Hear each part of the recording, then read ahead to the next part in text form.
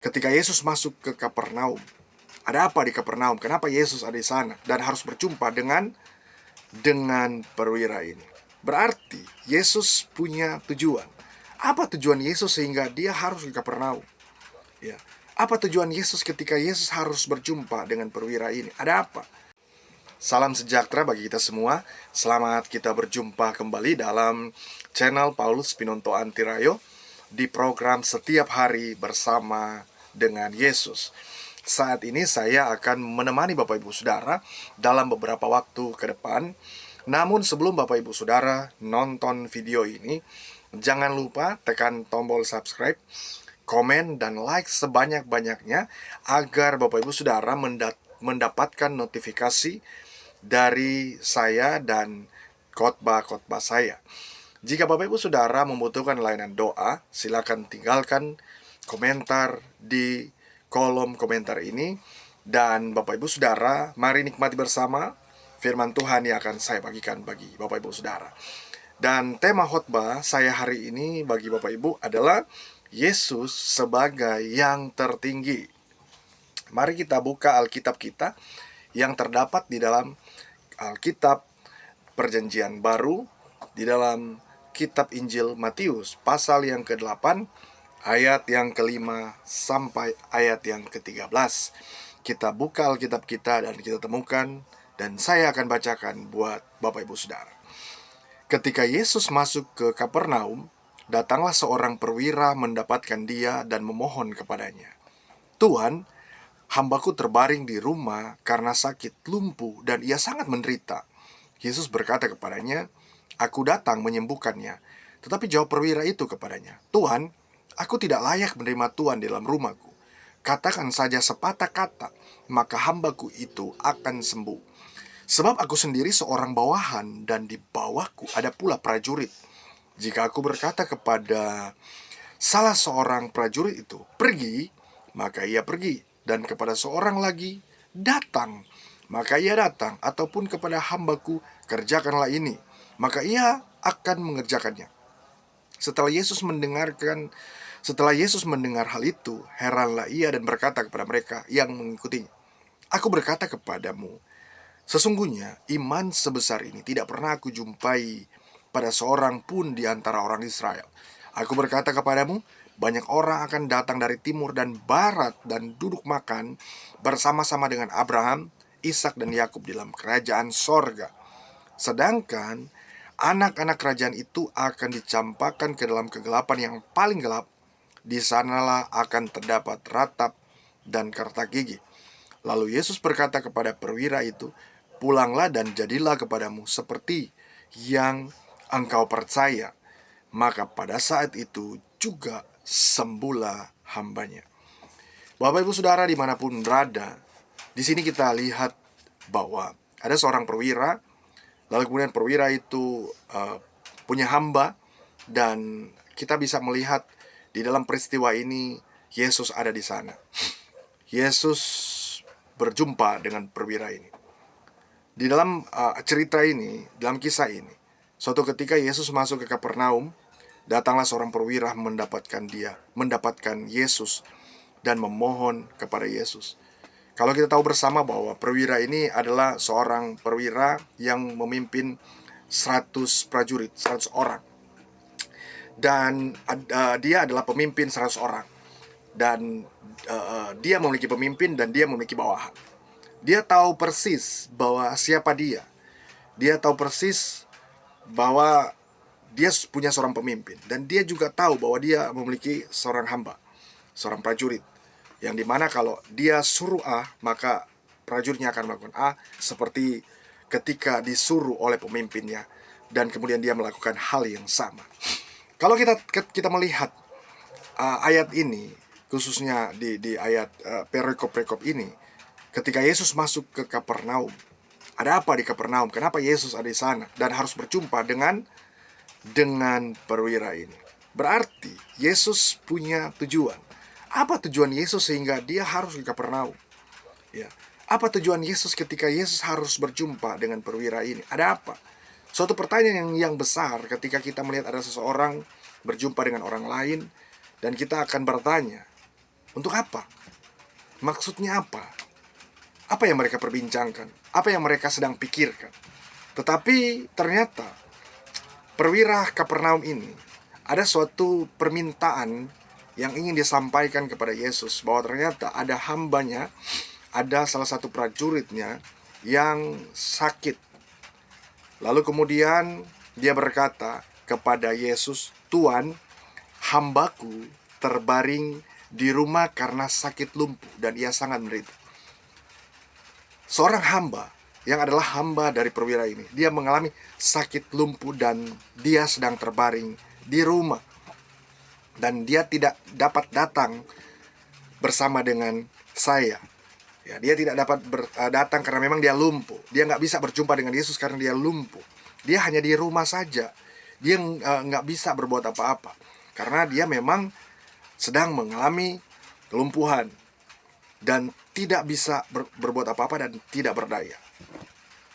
Suatu ketika dia katakan itu kepada Yesus dan dia katakan, "Tuhan, hambaku terbaring di rumah. Dia ini nggak bisa buat apa-apa." Yesus berkata kepadanya. Lalu Yesus juga berkata, Yesus membangun suatu komunikasi dengan perwira Kapernaum ini. Lalu dilanjutkan dengan perkataan bahwa aku akan datang menyembuhkannya. Jadi Yesus mengatakan bahwa Yesus akan datang ke rumah prajurit tersebut, ke rumah hamba dari perwira itu, dan Yesus akan menyembuhkannya. Ya, Yesus akan menyembuhkan, dan maksud Yesus ini sangat mulia, ingin menolong, ya, ingin menyembuhkan hamba dari perwira itu. Tapi apa yang terjadi? Ini adalah hal yang menarik ketika komentar dari Yesus dikomentari oleh atau ditanggapi oleh perwira itu, dan ditanggapi adalah hal yang lain daripada yang lain, yang tidak biasa dilakukan oleh orang banyak. Dia katakan, tetapi jawab perwira itu kepadanya, "Tuhan," dia katakan kepada Yesus, "Tuhan, aku tidak layak menerima Tuhan di dalam rumahku. Katakan saja sepatah kata, maka hambaku itu akan sembuh." Ini adalah pernyataan yang luar biasa, pernyataan yang bagi dia, kalau Yesus datang, ya dia nggak layak sebenarnya, karena Yesus itu dia percaya bahwa Yesus sanggup, sekalipun Yesus tidak datang ke hamba perwira itu. Tetapi jawab perwira itu kepadanya, "Tuhan, aku tidak layak menerima Tuhan." Dia bilang, "Yesus, engkau itu nggak harus datang ke rumah itu, nggak harus datang pun itu sudah sembuh menurut saya," gitu. Jadi sekalipun Yesus hanya mengucapkan kata, ya, satu patah kata saja, maka hambanya itu akan sembuh. Ini adalah pernyataan yang luar biasa. Ini amazing, pernyataan yang mengagumkan, pernyataan yang tidak dapat ditemukan dan sulit ditemukan kepada orang lain atau kepada orang-orang pada umumnya. Ya, karena dia katakan, "Tuhan, aku tidak layak menerima Tuhan di dalam rumahku." Ya, nggak layak. Ya. Lalu dilanjutkan juga, "Katakan saja sepatah kata."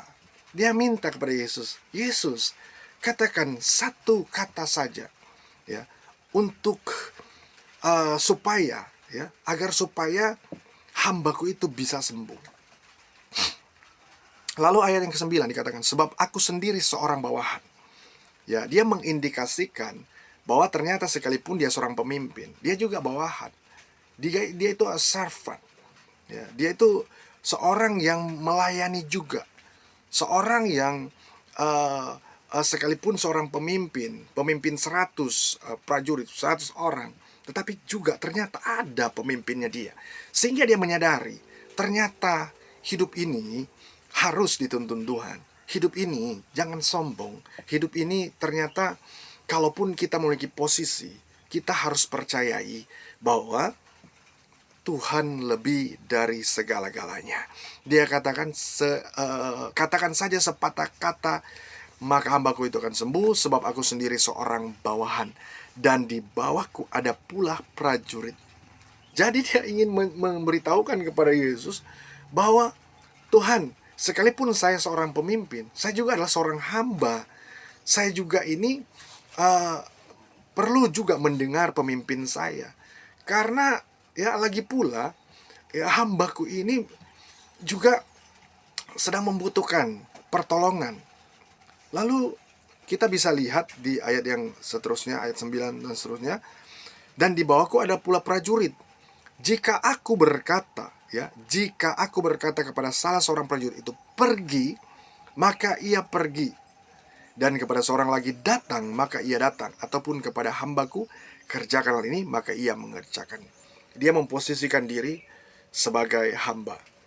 Dia ingin menunjukkan, dia ingin mengatakan kepada Yesus, Tuhan, aku ini nih sama seperti hambaku. Aku ini seorang bawahan juga, sekalipun ya dalam porsi yang berbeda.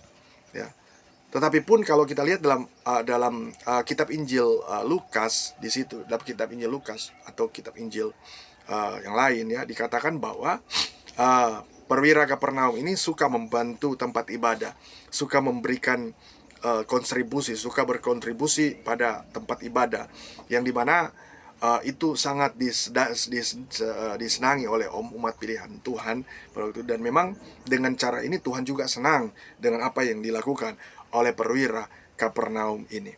Nah, lalu kemudian firman Tuhan juga katakan di dalam ayat 10, setelah Yesus mendengar hal itu, heranlah ia dan berkata kepada mereka yang mengikutinya, aku berkata kepadamu, sesungguhnya iman sebesar ini tidak pernah aku jumpai pada seorang pun di antara orang Israel. Aku berkata kepadamu, banyak orang akan datang dari timur dan barat dan duduk makan bersama-sama dengan Abraham, Ishak dan Yakub di dalam kerajaan sorga, sedangkan anak-anak kerajaan itu akan dicampakkan ke dalam kegelapan yang paling gelap. Di sana akan terdapat ratap dan kertak gigi. Lalu Yesus berkata kepada perwira itu, pulanglah dan jadilah kepadamu seperti yang engkau percaya. Maka pada saat itu juga sembuhlah hambanya. Kita harus bisa menjadi seperti perwira Kapernaum ini. Dia sangat sederhana, dia sangat rendah hati, dia sangat mengasihi, dia punya belas kasihan terhadap bawahannya. Sekalipun memang ya tidak menutup kemungkinan juga dia adalah seorang hamba juga, bahwa dia suatu waktu pun mungkin saja dia akan mengalami sakit. Tetapi di sini nilai-nilai kerendahan hati, belas kasihan yang ditunjukkan oleh seorang perwira Kapernaum, bahwa dia membutuhkan Tuhan. Dan orang atau prajurit atau bawahannya dia juga membutuhkan Tuhan. Dan melalui perwira Kapernaum ini, maka hamba dari perwira tersebut itu mengalami kesembuhan secara total. Jadi di sini ya ada beberapa dampak ketika kita memposisikan Yesus sebagai yang tertinggi. Dampak yang pertama, kita akan dibenci oleh mereka yang tidak meninggikan Yesus. Kita harus pahami bahwa Yesus itu yang paling utama. Kita akan dibenci oleh mereka yang tidak meninggikan Yesus. Murid-murid Yesus dibenci oleh orang lain. Mengapa? Karena mereka meninggikan Yesus. Pada suatu ketika Petrus mengatakan, karena ada pertanyaan dari Yesus, dan Yesus bertanya kepada murid-muridnya bahwa siapakah aku ini? Ya, dan ada beberapa murid-murid Yesus yang mengatakan bahwa sesuatu yang adalah pribadi yang lain. Tetapi ada satu pribadi, yaitu Peter, ya, dia katakan bahwa engkau adalah anak Allah yang hidup. Jadi dia memposisikan, dia meninggikan Yesus. Dan perkataan itu sangat berdampak. Nah, dampak yang pertama yang kita akan alami adalah kita akan dibenci oleh mereka yang tidak meninggikan Yesus. Ya, mereka akan merasa tergoncang kepercayaan mereka ketika kita meninggikan Yesus. Sama seperti pada abad-abad pertama, ya, sebelum Masehi, itu Yesus pun dibenci. Bahkan murid-muridnya pun dibenci. Kenapa? Karena kita meninggikan Yesus. Hari-hari ini kita perlu meninggikan Yesus. Apapun kondisi kita, apapun yang kita alami. Mungkin kita sedang dalam ambang kehancuran, mungkin kita sedang nothing dan impossible. Kita nggak bisa bangkit, kita nggak bisa berjalan. Bahkan posisi kita sedang seperti orang lumpuh ini, seperti nggak bisa buat apa-apa, nggak bisa berdaya. Tetapi percayalah, ketika kita melangkah maju dengan iman kita, ketika kita ya ditolong oleh orang lain melalui iman mereka dan iman kita, maka kita akan meninggikan Yesus. Kita akan melihat bahwa kalau kita meninggikan Yesus, maka kita akan melihat kesembuhan, melihat pertolongan dari Tuhan. Dampak yang kedua, kita akan ditolak oleh mereka yang tidak meninggikan Yesus. Kita akan ditolak sana-sini ketika kita meninggikan Yesus. Jadi Yesus itu prioritas utama. Tuhan adalah prioritas utama dalam hidup kita. Kalaupun kita ditolak, Yesus tidak menolak kita. Kalaupun kita ditolak, pastikan bahwa iblis yang menolak kita, bukan Yesus. Jangan sampai kita yang menolak Yesus. Jangan sampai iman kita mulai pudar. Kalaupun mungkin ya, kita sebagai manusia, kita itu banyak kelemahan. Kalaupun iman kita pernah memudar, mari kita bangkitkan iman kita, agar supaya kita ya sekalipun ditolak, kita masih meninggikan Yesus. Karena Yesus adalah prioritas utama kita. Yesus sebagai yang tertinggi dalam hidup kita. Tanpa Yesus, kita tidak bisa berbuat apa-apa. Tanpa Yesus, kita nothing. Dan tanpa Yesus, kita nggak bisa berjalan. Dan dampak yang ketiga adalah kita akan dihina oleh mereka yang tidak meninggikan Yesus. Yesus sendiri dihina, Yesus sendiri dianiaya.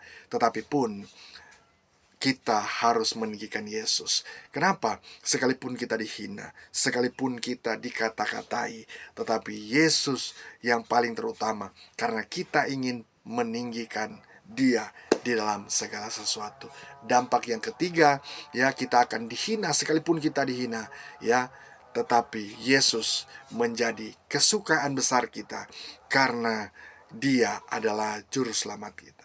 Namun kita perlu sadari bahwa ada keuntungan juga ketika kita memposisikan Yesus sebagai yang tertinggi.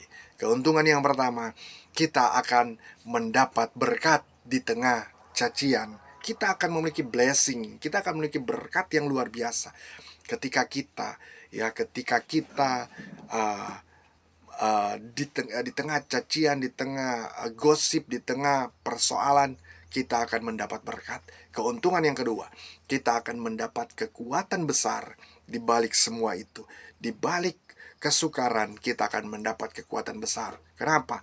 Karena Yesus kita tinggikan. Yang ketiga, keuntungan yang ketiga, kita akan mendapat bagian dari penderitaan Yesus. Memang kita akan mendapat bagian dari penderitaan Yesus, tetapi kemuliaan yang Yesus akan berikan itu lebih besar dari apa yang kita berikan. Untuk itu Bapak Ibu Saudara, dimanapun berada, terima kasih sudah menonton video ini. Dan pasti doa saya kepada Bapak Ibu Saudara agar supaya Bapak Ibu Saudara diberkati Tuhan, makin kuat lagi dan makin percaya kepada Yesus, maka kesembuhan, mujizat terjadi bagi Bapak Ibu Saudara yang menonton video ini. Tuhan Yesus memberkati kita semua. Shalom.